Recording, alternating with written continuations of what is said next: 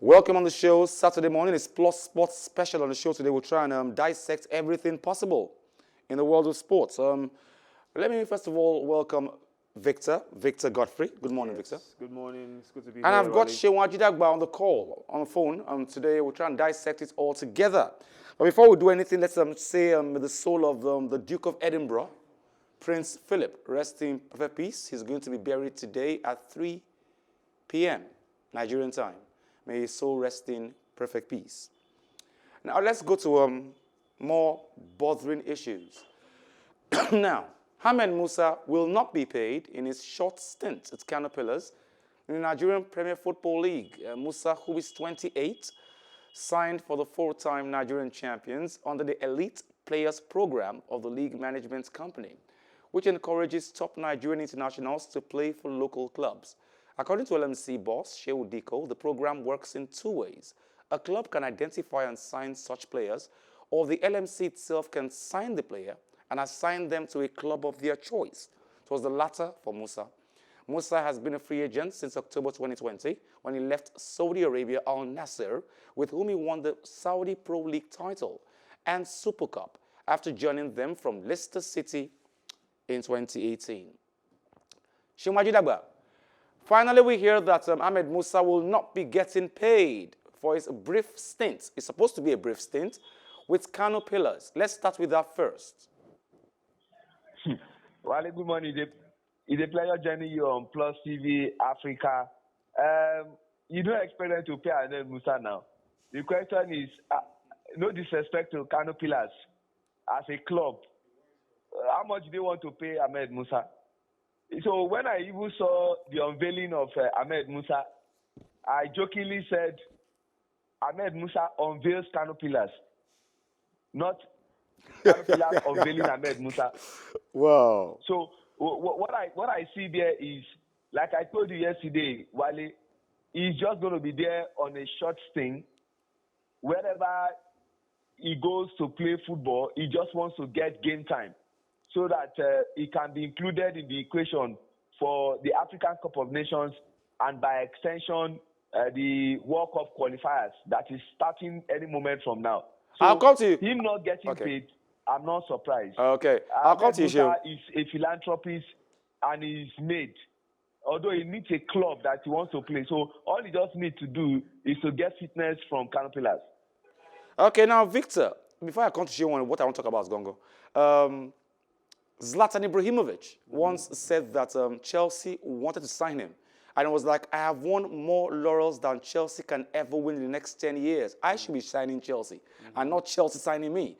It's a case of Ahmed Musa signing Kano Pillars and not Kano Pillars signing him. It is actually... Like Seun said. Yeah, it's a joke. It's a joke, yeah, but there's a bit of truth to that, because the reality of the matter is it's actually very sad. I remember when he was in Nigeria, he was part of the under-20 national team, and he was very exciting. This young, very fast-paced, forward. And of course, he went on to achieve greatness that he did with CSK Moscow, Leicester, and Al Nassr. But Kano Pillars, you expect, should have grown bigger by then and become a massive staple of Nigerian football. But the reality of the matter is that Ahmed Musa having a bigger profile than Kano Pillars on the global stage of football is a sad reflection of Nigerian Premier League. And like he said, it's a joke, but to an extent, it's kind of true. Ahmed Musa technically signed Kano Pillars a few years ago. Now, Seun Ajidagba, I want to protest this morning in my usual self. Nobody has enough respect for sports, even in our offices. Seun, people don't have respect for sports. First, it was the deputy governor of Benin. He was training with the Super Eagles. We're having a major match, and the man felt I can play regular football. He trained with the national team, the Super Eagles. It's like Prince Harry training with the Three Lions. Who does that? And then he goes to the field to go and win gold for his state and jubilates with the team, the host of a festival. He jubilates with the team with his gold medal and runs around the field, and they got a penalty, that aside. And then look at the shambolic signing of Ahmed Musa in the governor's small office. He was taken with a regular Android phone, and he also holds his shirt up, and that is the captain of the national team, signing for a Nigerian professional football team in somewhere like a cubicle with an Android phone. That was Ahmed Musa's signing for Kano Pillars. That's all we have to offer. Wale, I don't want to sound inaccurate. I know Ahmed Musa started from Youth of Jos before crossing over to Kano Pillars. And from Kano Pillars, he went to VVV Venlo. From VVV Venlo, he went to CSK Moscow. And from CSK Moscow, he found himself at Leicester City. And at Leicester City, he left there to Al Nassr before they terminated his contract on October 25 of last year. Wale, aside from the clubs he played for in Nigeria, those VVV Venlo, those Leicester City, CSK Moscow, Al Nassr, which of them unveiled Musa in that manner? We saw the viral video of how Al Nassr unveiled Ahmed Musa. And you, Ahmed Musa, who is the national team captain of the Super Eagles, you allowed yourself to be unveiled in that embarrassing manner. It's a shame. And I said it yesterday, the chairman of the Presidential Task Force on COVID-19, who also doubles as the secretary of the Federation, Boss Mustafa, once said before the unveiling or the opening of football that football in Nigeria is a joke as compared to what is obtainable in saner climes. And so we allow that. See, Wale, let me give you one instance. You will hear Nigerian teams say they have academy. Let me use local parlance. It's called Arumushanka. Arumushanka is Loriro. Now, in England, they have different categories of academies. Their number one academy, the club spend £5.2 million every year on that academy. The lowest of the academy, which is level 4, they spend nothing less than £450,000 every year on such academies. Compare it to what we are doing in Nigeria. And then you see that what we are doing is a joke. How do you unveil someone like that? Kano Pillars, a reputable team in Nigeria, one of the pride of African football. You unveil someone like that. Who does that? Victor. Yeah. I know for one that if not for anything, but at least the fact that Ahmed Musa at a point in his career was actually jostling for goal of the World Cup at a point. Yes, this was a player who was actually, his goal was picked to have been maybe the goal of the World Cup at a point. He is the captain of Nigeria's national football team.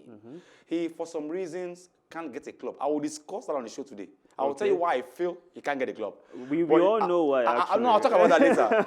But he's actually, he can't get a club, and he comes back to play in the Nigeria so-called professional football league. I refuse to call it professional. I'm not going to ever do that. So-called professional football league, and this is the shambolic representation and signing that we get. Yeah, this was obviously not a regular phone. They couldn't get a regular cameraman to come film a World Cup athlete. 2 times, the captain of the Nigeria Super Eagles. Played for clubs like Leicester, CSKA Moscow, big clubs by every standard. Well. This is what we've got.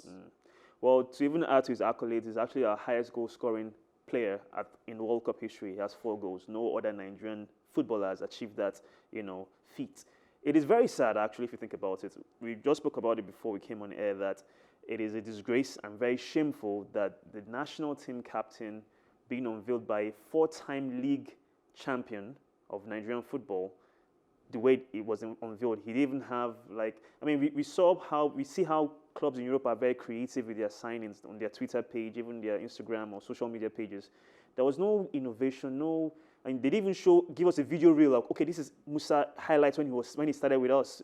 He's back. Like when Bill went back to Tottenham, not so much paparazzi. I actually ran to the Kano Pillars Twitter handle this morning, and I think the last time it was actually active was in early 2022. 2022? Yes. That's next year. 2020. Okay, last year. Mid 2020. That was the last time it was actually active. But my point is that like he has just mentioned, that is a joke. The Nigerian Football League, the structure, we are just, for me, I feel like we're just, it's like just going the vibes, like they call it, just having fun. Let's just relax and have fun. Seun, let me now drop the bombshell finally.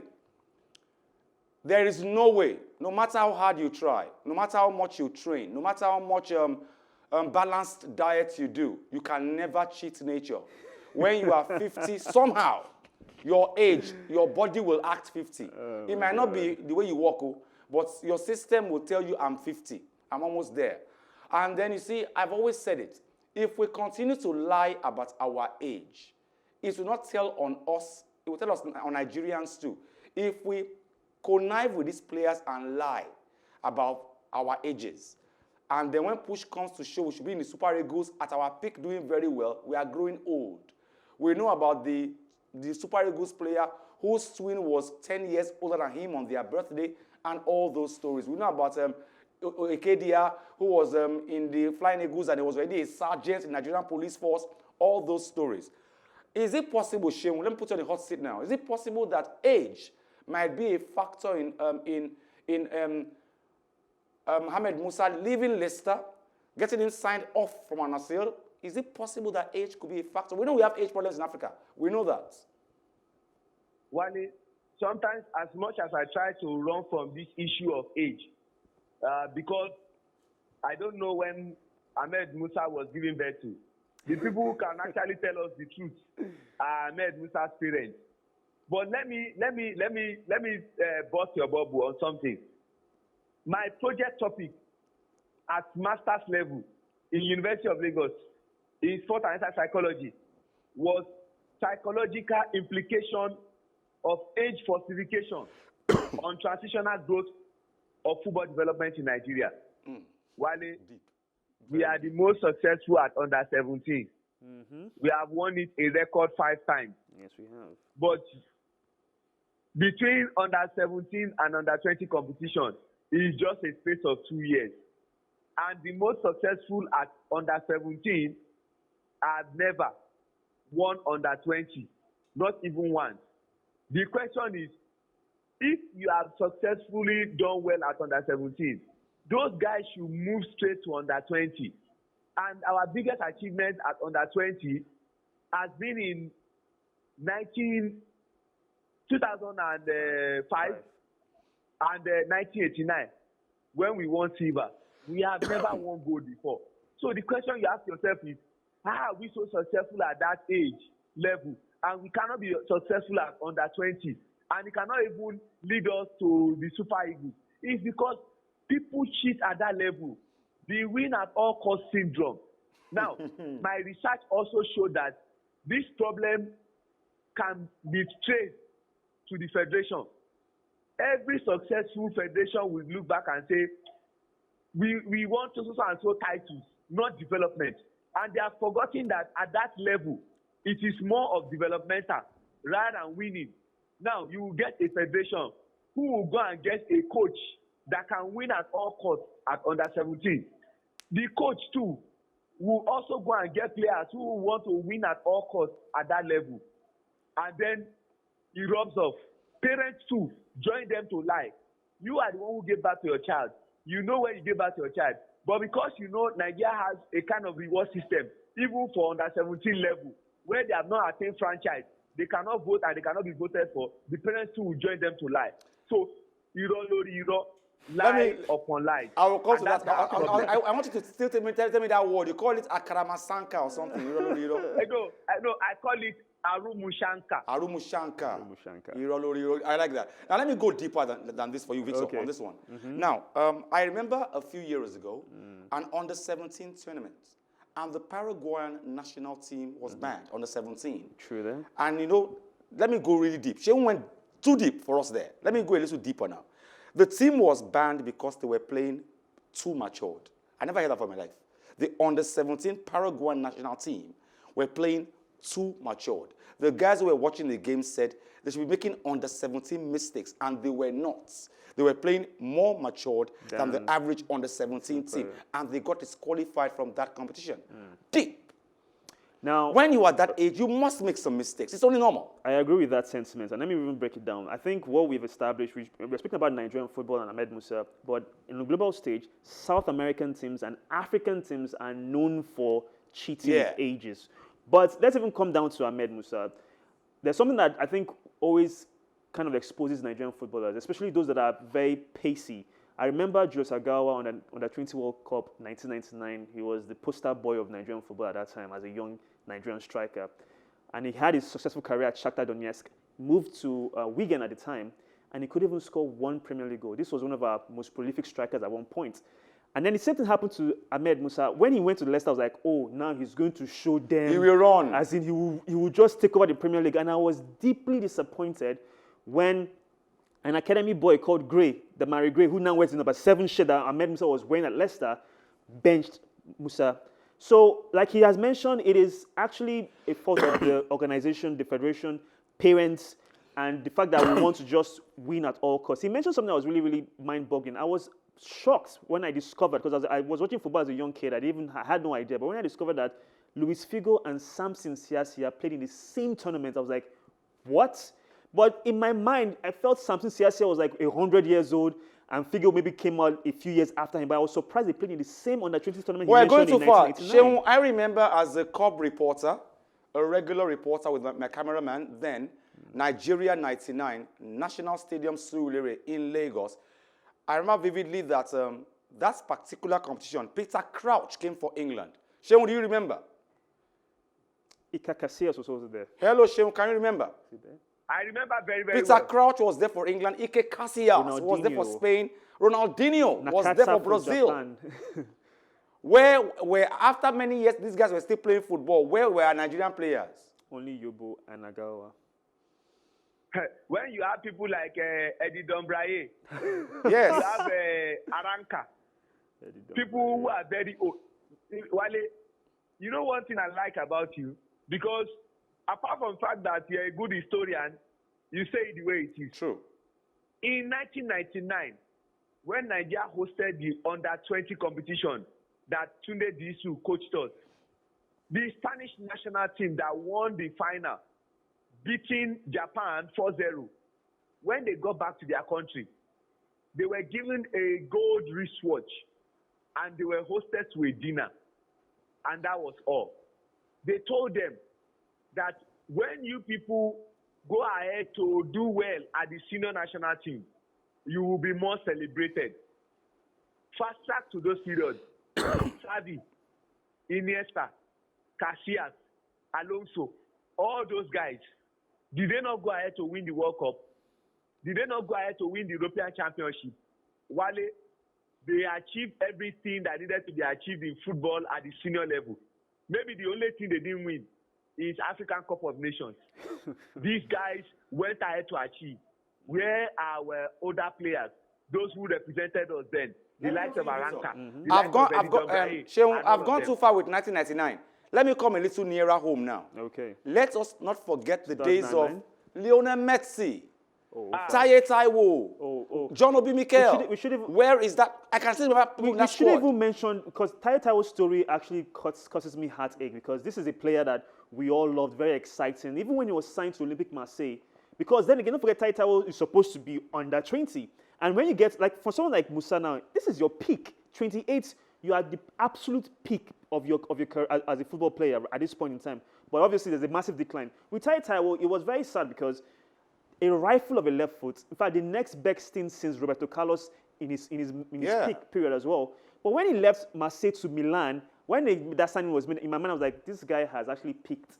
We were actually seeing a peak Taye Taiwo, not a guy that was developing. Because Milan thought, okay, we signed this guy. He's a long-term replacement for Maldini, who was, at that time, deputizing at left back. And then what happened? Taye Taiwo, after he signed for Milan, just had a massive decline, which is normal with age. You cannot cheat father time. Exactly. And that's just it. So Taye Taiwo's story really hurts me. Let's say with Mikel, he had longevity, maybe because of his position in midfield and his intelligence as a football player. But his generation, which is the Messi generation, the Zabaleta generation, they haven't achieved anything. I was thinking of even that on a 20 team. Ambrose Van Zekken was our goalkeeper. Yeah. And I was thinking, oh, eventually this guy will replace Enyama in goal, or at least he will be in the picture After the Under-20 World Cup and the 2008 Olympic Games, Van Zeken has just disappeared. And that is a proof that we use players that were not, apart from maybe Obuke, Solomon Okoronkwo. I mean, there are many players at that time that could have really fit into the national team, or even Vitor Nsofo, who are the only few guys that made it to the national team. The rest, we can't even talk about them. Or we can talk about the Argentine national team. And they have progressed till now. Yes. They have. Tangibly. Now let's go to something more important. Sheon, let me come to you on this one. I am tired of losing our players. I am tired of losing our athletes. In a particular month this year, we know more than 5 or 6 football clubs were attacked on the road. Some drivers kidnapped, some people injured. Once again, it happens again. Now, gunmen on Friday, early yesterday, attacked athletes and officials of Team Nasarawa who were returning to Lafia from the just-ended National Sports Festival. The incident happened about 1:5 a.m. at Akeleku village after Kadako town along Makurdi Lafia Road in the early hours of yesterday. Now, according to the Public Relations Officer of the State's Ministry of Youth and Sports Development, Eche Amos, the bus conveying Team Nasarawa rammed into the gunmen who appeared in military camouflage uniforms but were restrained by their escorts during a shootout. Now, luckily, Sheung, we now understand that we must have escorts following these people, whether it's a football club or... Luckily, they had escorts. One of the gunmen was shot dead, and they are safely in Lafia as we speak. Thankfully to that. Wale, I've said it. If the country does not take kidnapping, banditry, Boko Haram very seriously, we are only joking. Because we cannot afford to be politicizing all these things. Now, these things are coming home. When I mean are coming home, citizens were complaining about these people. Now they've attacked the governor of Borno State more than thrice. Zulu. They've attacked the governor of Benue State, Samuel Otom. Now these were athletes returning from a festival. Young athletes, please. Just imagine that these people were attacked and killed. What would have happened? It's very, very distasteful. If not for the escorts with these people, what would have happened, Wale? They would have kidnapped them and we'll be talking about ransom.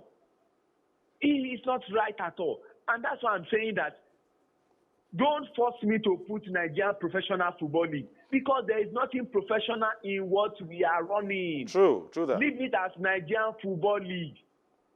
When players will be traveling for 14, 15 hours on the road, and you want them to still get to the match venue and give their best, it's not possible. And we are saying these things, but people are turning deaf ears. I'm happy for Team Nasarawa that they are safe and sound. How do you want such an athlete to feel that horrific memory will continue to be in their head? True that. And because people are not taking things seriously, we have told the President of the Federal Republic of Nigeria to take this issue very, very seriously.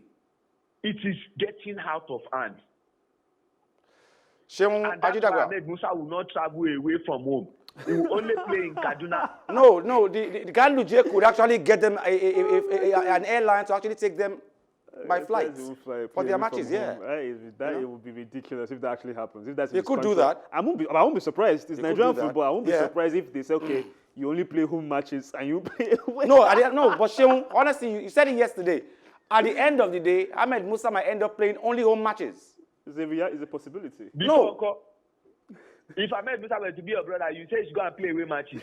No, really. Ahmed Musa I expect him to only play home matches and leave the away matches for the crumbs of the team to actually do that, really. So sad. And Wale, pick one. We have made this suggestion to these people who are running our football, but they turn deaf ears. But you can't blame them. We always say that the problem of Nigerian sport is what we call incongruency. Okay. When you put square pegs in round holes. We have said it that rather than MFM traveling to go and play Nasarawa away for that long hours, why don't you streamline it to say, Southwest teams, you guys play yourself. Northwest teams, you guys play yourself. Northeast teams, you guys play yourself. we now look for those 6 geopolitical zones, winners in those NFL, 6 geopolitical zones, franchise. and then have 2 people join them to play maybe a Super 6 or a Super 8 at a particular venue, so that teams don't travel for long hours. It's a shame because we have told them sign partnership deals with airline companies, but the people who are running it, they are only particular about only the Super Eagles. And I owe Mr. Mevipinik no respect in that regard, because it is your baby. The league is your baby. You should market it and make it more viable.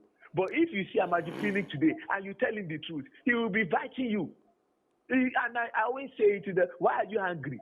The rule says if you cannot stand the heat, you don't go near the kitchen. I think that Amajupinik from day one, and I think that's why that's the grouse between me and the man, is that I was thinking that Amajupinik would have done a better job as a marketing person with the NFL, with the NFA, and not the head of the NFA. He is not a marketer. He should market the teams and let somebody else who has managerial skill, which he doesn't have, head the federation. Really? Look at the way we are running our football. Let Shehu Diko focus on the league, but Shehu Diko focuses more on second vice president of Nigerian Football Federation, even more than the league that is supposed to superintend over. And if you don't give people autonomy to do things that they are supposed to do, it will come to this stage. True. Look at what happens in the English Premier League. Those running the English FA don't meddle in what happens with the English Premier League. The same thing in the Spanish La Liga. Those running the Spanish FA don't meddle in what happens in the Spanish La Liga. Everybody does their thing in an autonomous manner. But in Nigeria, you will see people still looking at their books. We are not, like I said, we are just joking.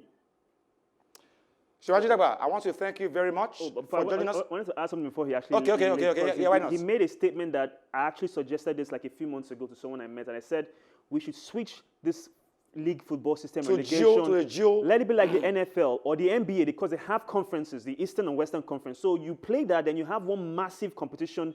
You can, like you said, brand it, market it, and celebrate that. Basically, like a Super Bowl like they have in America. So you have a Super Bowl of some sorts where you have the big teams going head to head and representing their zones. That way, you create more excitement. You can have maybe at halftime get a Wizkid or a Davido, a popular pop singer in Nigeria, to perform like what they do basically in America. And then you have no relegation. Nobody will be relegated. Is if you can bring up a team, if you can create a proper team franchise, you join the big leagues. As he mentioned that statement, I was like, that is what we should do right now for Nigerian football, because the truth is that minus those of us that love the sports that are in the industry, many casual fans don't care about Nigerian football. So, because of the sake of fatigue and, of course, insecurity in the country, your idea would be fantastic for the Nigerian League. That is the way to go. It is not rocket science. They should queue into that line and stop belaboring the player and don't allow one coach to come and tell us that our players are not good enough. You saw Anayo Iwala. And so, again, who has not achieved anything, that his biggest achievement is to win bronze for the Super Eagles at the Nations Cup. He's coming to tell us that those players are good enough for Chan. Let's see what he will do for Ahmed Musa now. I'm not even surprised if he picks Ahmed Musa. Ahmed Musa didn't even have a club that he picked him for Benin and Lesotho. I, for the first time, I'm hearing the word non-playing captain. Yes, of course. I beg you should go and sit down. But we've had that. Thank you very much. Been a part of Nigerian I appreciate football. it. God bless you. And thank you very much, Thank you very much. We've had non-playing captains in Nigerian football history. I have never heard it before. Okay, let me break it down. What Shehu was asking yesterday was saying he's a non-playing captain. When did he become a motivator? But here's the thing. Let me break it down. We might not have used that tagline, but we've had non-playing captains as part of the national team for so many years. Keshi in '94 at the World Cup. Yobo at the 2013 Nations Cup. We've had those guys that really had... Okocha self at one point in 2006, he was almost at the end of his career, but he was just part of the setup for a quote motivation. So, like he mentioned something, it seems like a joke, but it's reality. For Chan, I won't be surprised if Ahmed Musa actually makes the cut, and one player who might actually need that exposure more than Ahmed Musa would be left out in the dark. No doubt. Now, two bosses praising themselves this morning, giving themselves all the accolades they can get. They both were at a point coaches in the German Bundesliga. Tuchel was a coach with Mainz, and of course, Guardiola was a coach with Bayern Munich. Now, Chelsea boss Thomas Tuchel said his Manchester City counterpart, Pep Guardiola, had shaped his own managerial approach as the two men begin a new chapter of their rivalry in Saturday's FA Cup semi-final. Tuchel and Guardiola's paths crossed in the Bundesliga when the German was in charge of Mainz 05 and then Borussia Dortmund, while Spaniard Guardiola held the reins at Bayern Munich. Before arriving in Germany, Guardiola coached Barcelona to 14 trophies, including the Champions League twice. And Tuchel said he had learned important lessons watching the Spaniards' methods. Short break was outstanding. The game he played against Leicester. And after the games he played, he didn't play against Leeds for try to everybody be involved. And Dortmund played good. And arriving, I think the last more than half 6 weeks we have ahead in the best condition mentally, physicality, and extend the contract. And the club is not just, I think, good for him, for the family, for ourselves, for everyone. So, hopefully can continue in that level. When I was in Munich the first season, and after he went to Dortmund and spent maybe, 1 or 2 games to see exactly the way he want to play. He was so quick. Of course, it's different that to cover the team, take over the team during during the season. But, I have a lot of experience. I've been in a top club like Paris Saint-Germain, now another club like Chelsea. And I knew it from the beginning he would do a good job. Impressive about this team was the mentality, how they defended when they lost the ball. So I learned a lot in watching the games, in understanding more of the game, how adventurous, how brave you can approach this game. So it was a big lesson. At this time I was coach in the academy and then becoming coach in Mainz. And this were almost every match was a lesson in these days.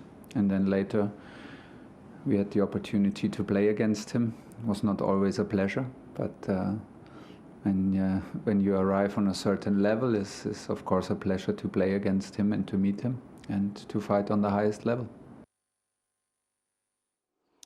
Two teams smoking hot. Two teams in the semi-finals of the UEFA Champions League. Two teams meet on a different level now.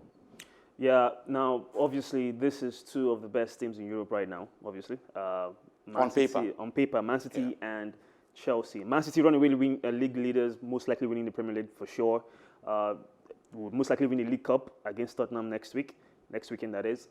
Then I see them also winning their semi-finals of the Champions League. So they might just go ahead and win maybe a treble on that aspect. Now with the FA Cup, you have a resurgent Chelsea team under Tuchel, who is like a breath of fresh air. It's like a new toy. Everybody's excited, motivated, they want to keep their place.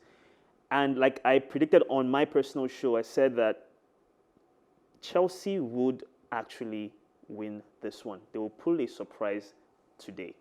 Not because Pep is not a genius, in terms of his ability as a tactician and all that whole stuff. But the reality of the matter is that Chelsea just have something more to play for, in my opinion, and that is a new manager than Pep's team. Let's try and imagine. Just could be my imagination running wild, though. Let's just imagine. Could we see a repeat of the 5:30 p.m. match tonight in the finals of the UEFA Champions League? Is it just possible? Or is it possible? Well, the thing about football, football has parallels. I mean, certain games are very similar, but the reality of the matter is that it's not the same. So I wouldn't imagine that would be the case. But are we going to have a very exciting game of football today? Yes, we are going to have a very, very exciting game of football today. Now, Brendan Rodgers has drawn a line under the recent controversy which has engulfed Leicester City and saw a trio of players disciplined for COVID-19 breaches. Hamza Chiduri, James Maddison and Ayoze Perez were made to train alone for the whole of last week and dropped for Sunday's 3-2 defeat to West Ham. But Rodgers said they were all back in contention for Sunday's FA Cup semi-final against Southampton at Wembley. The Leicester manager did not want to dwell on the incident, which saw the players go against strict regulations to attend a house party, and hopes they can make better choices in the future. Well, I think the club have done it, as like you say. it's something that, you know, the players themselves were bitterly disappointed. They knew that they had overstepped the mark. So yeah, I can't answer that, to be honest. But what I know is from within our team, Ian, and within the workings of our squad, the players, both to me and to the rest of the teammates, they gave that apology. And like I say, they made a mistake, and we all make mistakes. So they were punished for that, and now we have to move on. And for me, it's gone. We can't dwell on it. It's something that happened. We suffered for it. They suffered for it, and now we move on. And as I said, we move on to a really, really exciting period where they now come into the place in the squad and are available, and they know that for the rest of this season they have to have that level of focus and that commitment to helping us achieve what it is we want to. Yeah, absolutely, and I think that's what they're very determined to do. As you said, we can't forget these guys have made a great contribution for us this season, and we're also in the position we are because of them. They made a mistake, like I said. They'll hopefully the next time, because in football there'll be a choice again at some point in their career, and hopefully they'll make a better choice. And that was the idea of, as I said, we suffered for it. Of course, they suffered, but we always have to look forward, and it's in the past now. And the best way they can do that as a football player is by their actions on the field, and that's what we'll look to this weekend. Brendan, in your career? Yeah, it's a game that they're always close. You know, they're a very good side, and like you say, both teams lost their last games before entering into this. So, but like I say, for us, we can only control the game that we bring, and we know if we can play to a high level, then it will give us a very good chance. We also respect their qualities, and but for us, our focus is very much on ourselves, Mark. And like I say, we've an opportunity to reach a major cup final that we want to grasp with both hands. What I know as a team, we'll be giving our best. We'll be giving everything. We're super motivated to arrive there, and like I say, I trust in the team that we can get. I like that attitude. I've been there, I've done that. I hope the guys have learned from their mistakes. Now they're back in the team.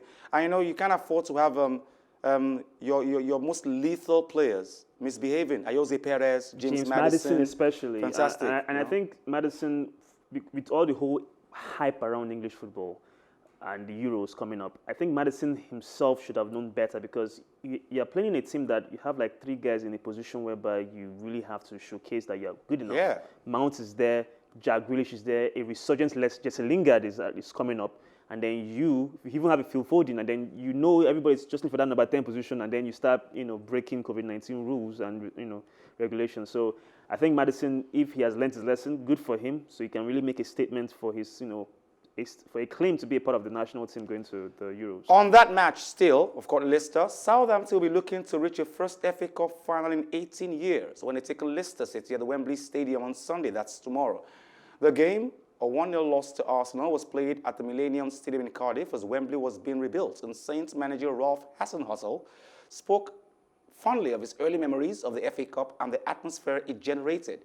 Currently sitting in 14th place in the league, Southampton have endured a topsy-turvy season, with Hasenhüttl admitting he hopes the FA Cup version of his team shows up to take on the Foxes. His side haven't conceded a goal in 4 cup matches en route to the last 4 and knocked out defending champions Arsenal in the 4th round. The Austrian added that despite his players not having experience of playing at Wembley in such a big knockout game, their mind is set and hunger shouldn't be an issue.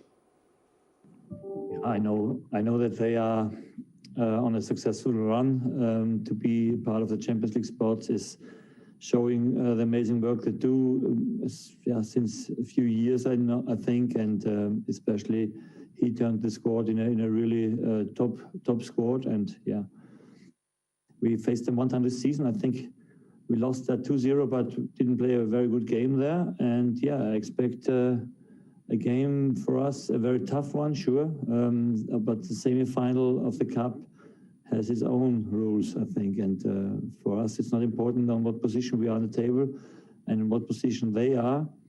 We had all to go through our rounds, and then we are facing each other for going to a big final for everybody, I think.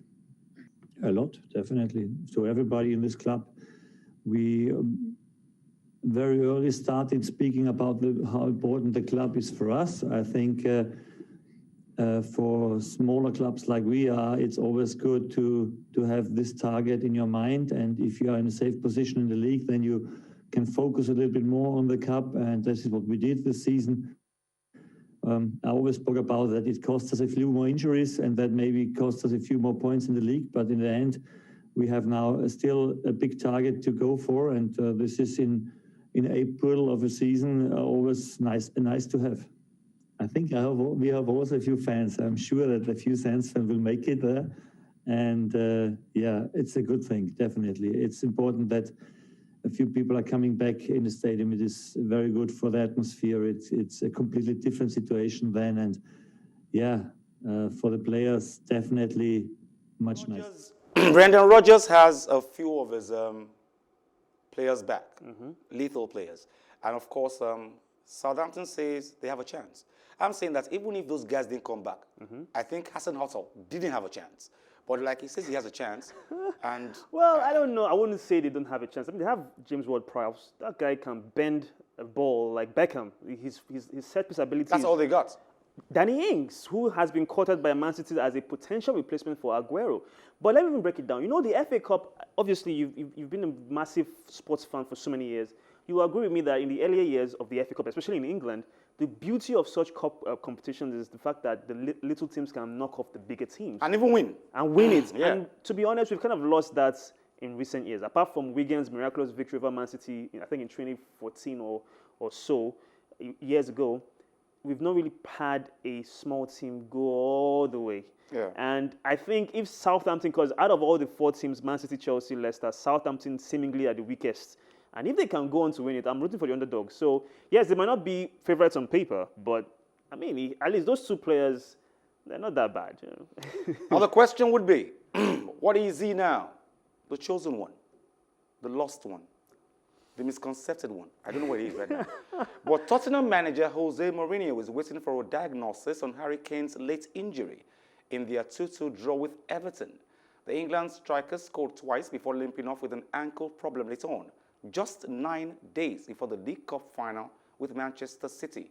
Now, Kane's opener saw him reach the 20-goal landmark for the Premier League campaign. Tottenham sits 7th in the Premier League, 5 points adrift of the last Champions League spot, which is currently occupied by West Ham. I don't know much. I don't have much to say. I don't want to feed any speculation. I don't want to be stupidly optimistic of saying nothing, something. That something is going to stop him to play the next match or the final. I don't know. In this moment, I don't know. I don't think even he knows. So I believe that tomorrow we will see a reaction. He will be taken to more detailed diagnosis, and then probably in the press conference before Southampton. We have a press conference? Yeah. Tuesday, right? Mm-hmm. So I believe that Tuesday is the right moment to inform you about Harry. Okay. Dominic King. Jose, sorry, can I just confirm, is Harry on crutches, or will he have a scan tomorrow? Or can you give us any kind of detail? I don't think it's crutches, but I don't know, because I left the dressing room a few minutes after the players arrived, just say quick hello to them, and I left to press. So honestly, I don't know. But if he does that, his precaution is safety. I don't know. I don't know really. Okay. I think it's not about the changes. It's not about the system. It's a system that we played before. It's a system that many teams they play. It's a system that you could feel that Everton, even defending on a 4-4-2, they were building with 3 and 2 and 2 wing backs. I don't think it's about the system, but I believe that independent of the result, which is a result that is not bad, is not good. Is this the end of this man? You know, even Tottenham fans, home and abroad, don't trust him anymore. 1, and then 2, you lose your biggest striker 9 days to meet Manchester City. It's obvious Son can't do it alone. He has to see Kane behind him to perform magic. Without Kane behind him, Son is as good as every regular player. Well, the reality of the matter is, I don't even know if Tottenham fans had the trust in him in the first place. We can talk about Mourinho all day long because of what he's achieved in the game. Won the Champions League twice, you know, won multiple trophies in 2-3 different countries. So his ability to win trophies are not in doubt. The problem, I think, with Mourinho is just adaptability to the changing game. Because the rules 10 years ago in football, there's VAR now. I mean, you can score a goal now in football and they will say it's not a goal because of 1 centimeter. So he has to now learn how to adapt to the new system of play. There's something he said towards his players, I think 3 weeks ago, when they asked him how he felt with the result. And he said, same coach, different players. So you're taking a jab at your players saying, oh, you're not good enough to play my way.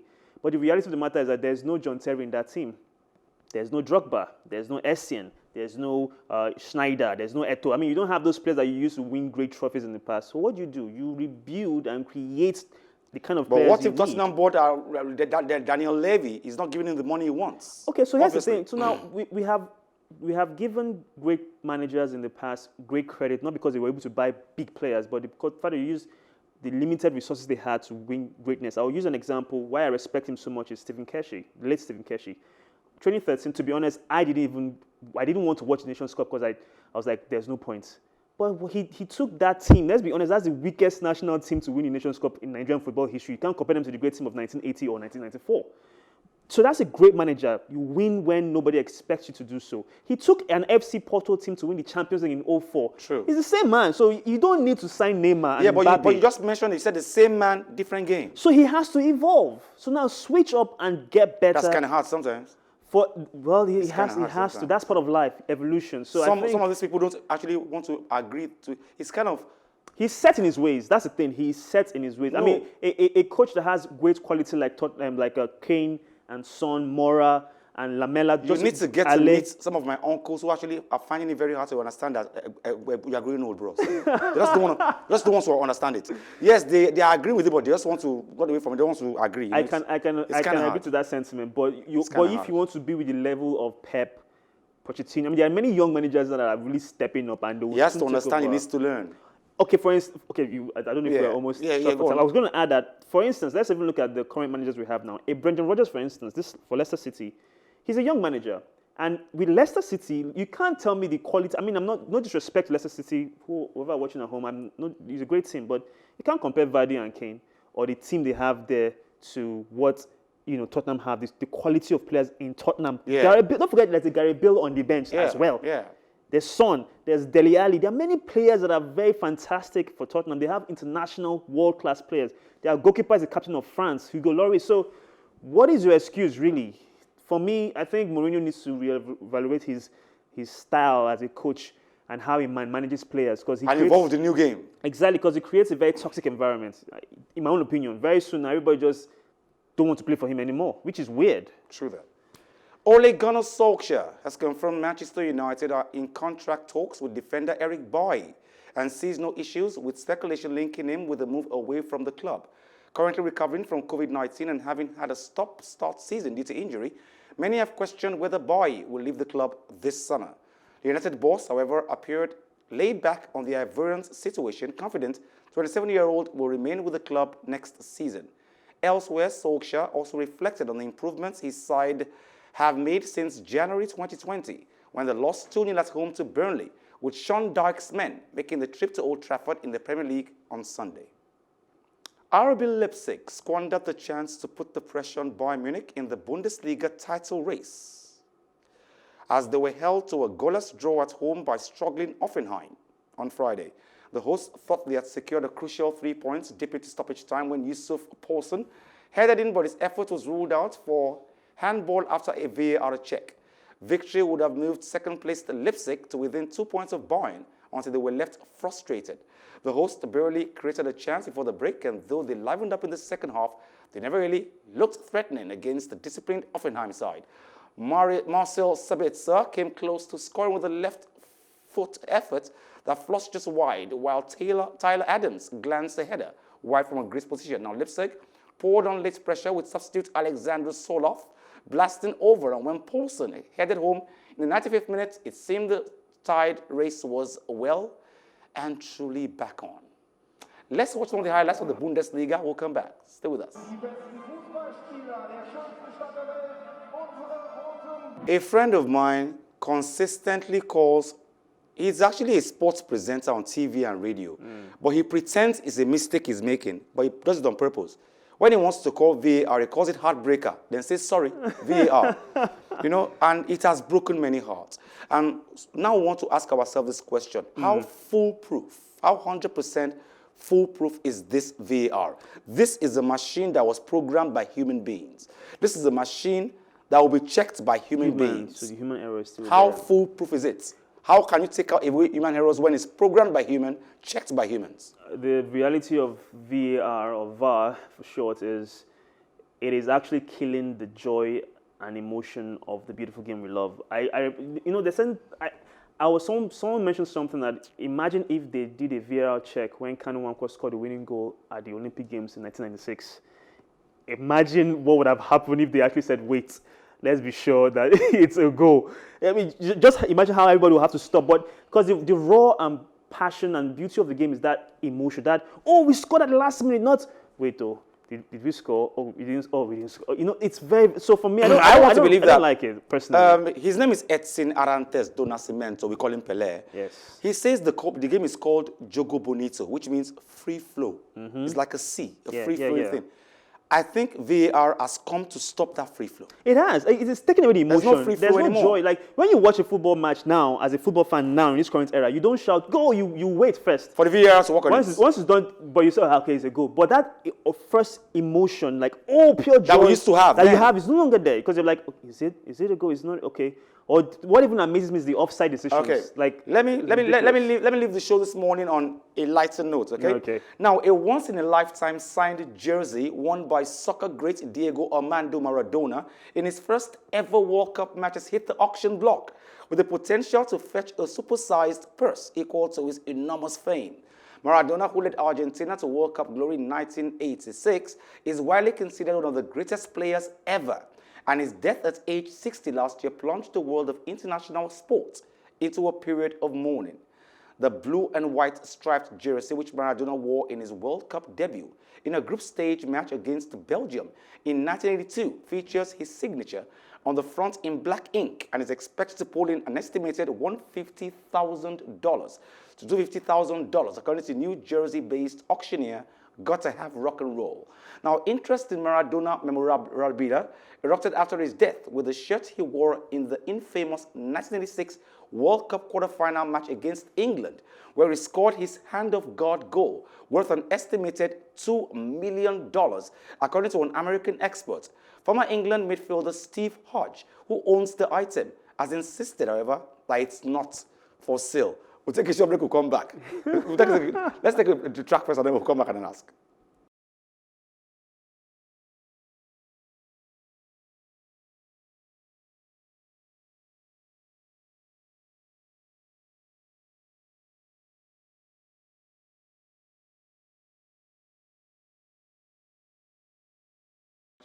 Thanks, guys. It means with love, yeah. That's his number. Okay. All over the weekend. That's good. Good job. So this jersey is the first jersey that he ever wore in a World Cup game. This is from the 1982 game that Argentina played against Belgium, and that was in Barcelona. And obviously at this time in Maradona's career, he wasn't the legend we know him as today. So it was a lot of people's first look at him. And it kind of started his international journey that led to a World Cup in 1986.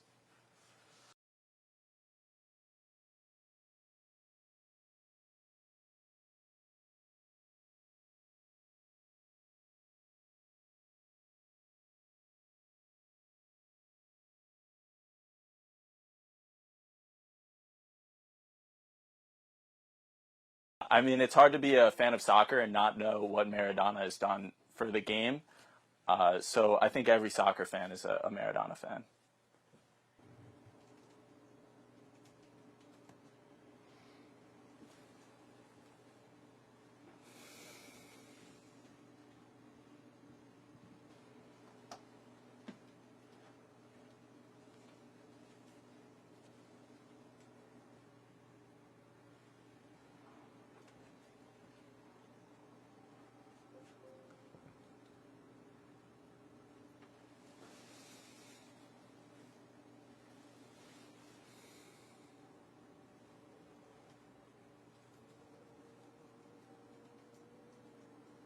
I mean, this is a jersey that is a once-in-a-lifetime going to come up for auction. There really are not many jerseys like this, and there's really never been a World Cup jersey that has gone up for a public sale. There was that Hand of God jersey that had a private offer for $2 million. That was declined. But as far as a public auction, there's never been a piece like this, and it's hard to say there will be again. This piece really does belong in a museum just because of its significance for soccer history and Maradona's history. Just knowing. Now, if you were Steve Hodge, would you sell that Hand of God jersey? Would you sell it? For the right price, yes. It's worth $2 million.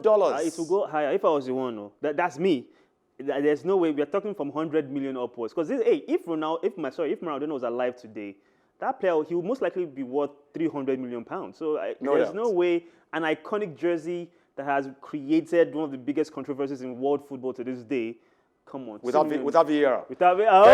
Okay. Imagine it was VAR. We wouldn't have this. Thank you very much, Victor Godfrey, for coming on our Saturday morning special as usual. Hope to see you again next week. Pleasure. Hope to see you again next week. Thank you very much. Sheung Ajudagba was on the show earlier via phone call. Thank you very much for joining us on the show. Join us same time next week on Plus Sports Special on Plus TV Africa.